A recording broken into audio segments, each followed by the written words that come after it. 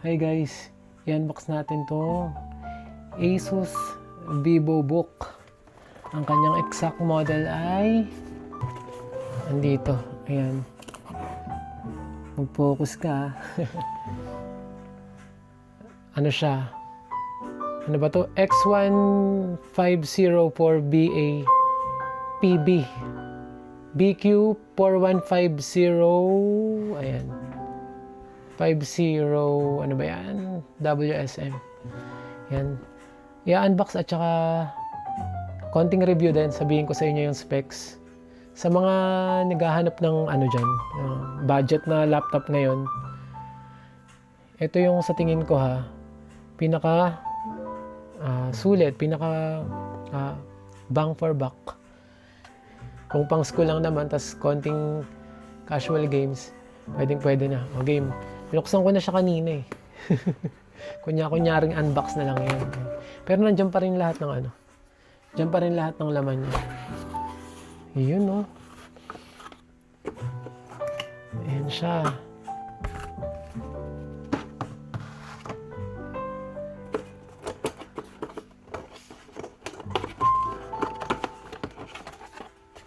Ito yung kasama niyang charger. Ganito na yung mga charger ngayon guys, no? Maliliit na siya. Kasi gun na yata ito eh. Gallium nitride. Ito na yung pinaka-laptop. Ayan. Teka, tabi muna natin to. Wala na siyang ibang kasama. Ayan lang. Tsaka mga paperworks. Tabi muna natin to.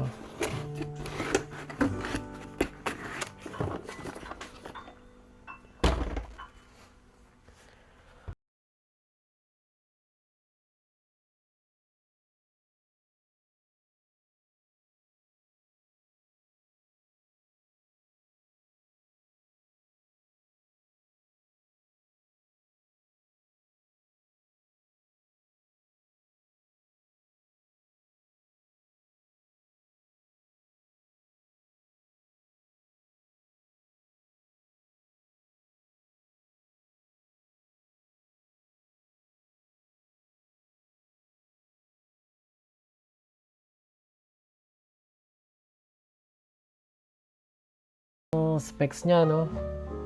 Gamit tong CPU Zay.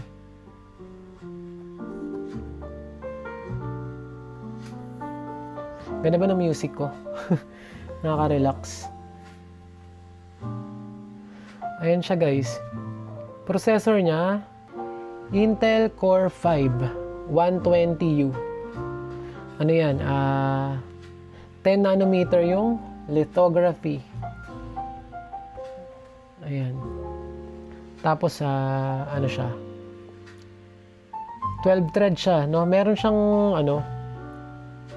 meron siyang 2 performance cores, tapos meron siyang 8 na efficient cores. Up to 5 GHz yung kanyang speed. So, solid na rin talaga for an office laptop, no? Or pang school. Mainboard din natin titingnan niya kasi laptop to eh. Ayan.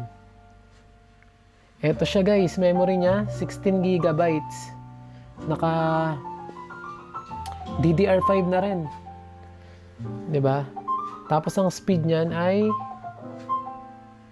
ayun, 5600.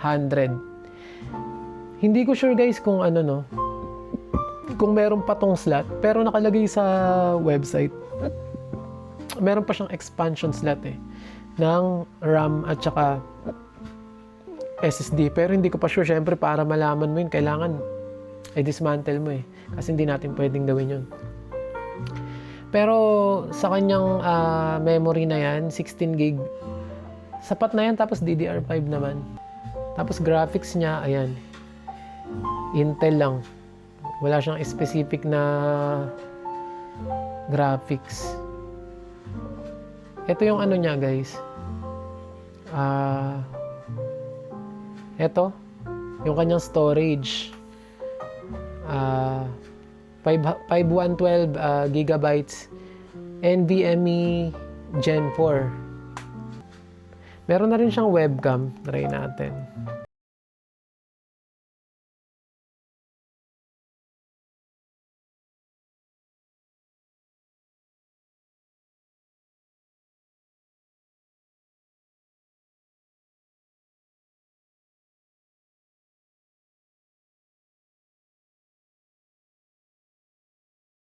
Ayan o. Tayo ng YouTube. Ayan. Kapatayin ko muna yung music ko. Ayan. Full volume. Yan. Stereo speaker siya, dalawa. Left and right. Ayan yung sound niya. Mahina lang. Pero guys, pagka ginamitan mo to ng decent na headphone or speakers, tingin ko ang ganda ng tunog nito. Tingnan natin yung mga slots niya, no?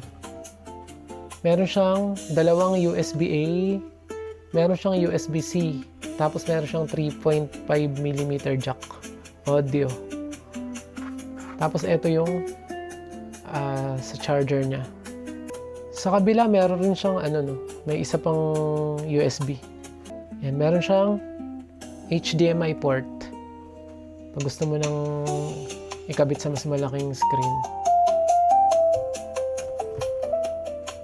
Bali guys, pagka binili nyo to, may kasama ng legit na Windows 11 at saka Microsoft Office 2024. Diba? Solid na rin. May Office 365 pa yata.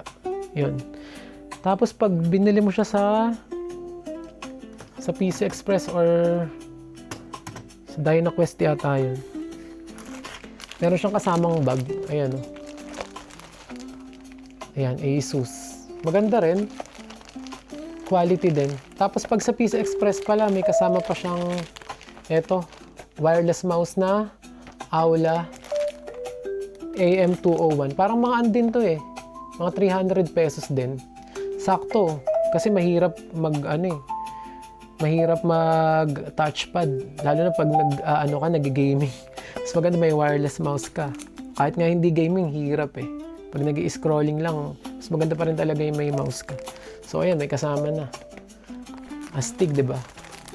Ang SRP niya nasa 45,000 pero sa PC Express nasa lang siya, pag cash price nasa 42,000.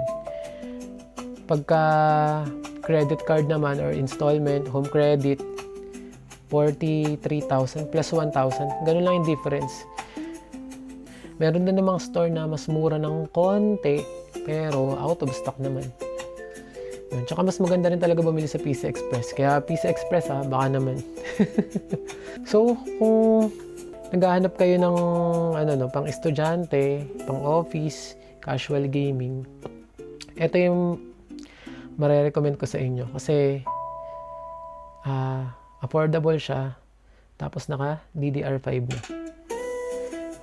Maging lang kayo, keen sa details sa model. Kasi yung iba, halos same yung model eh. Konting letters lang yung nagkaiba. Tapos, DDR4 siya. So, wag yun. Mas maganda tong medyo bago na. Nga pala, hindi ko na banggit kanina, meron siyang numpad. Ayan, diba? Usually, yung mga laptop, wala niyan, diba? So, ayan, meron siya. Naisingit. Para pag nag-excel ka, mas madali, diba? Best talaga pagka estudyante or pang-office. Okay na okay. So, ayun. Tapusin na natin yung review. Okay na yun.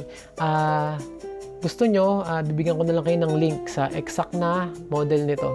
Diyan sa description para hindi kayo maligaw. Basta hanapin nyo yung DDR5. So, ayun lang. Thanks for watching and see you on my next video.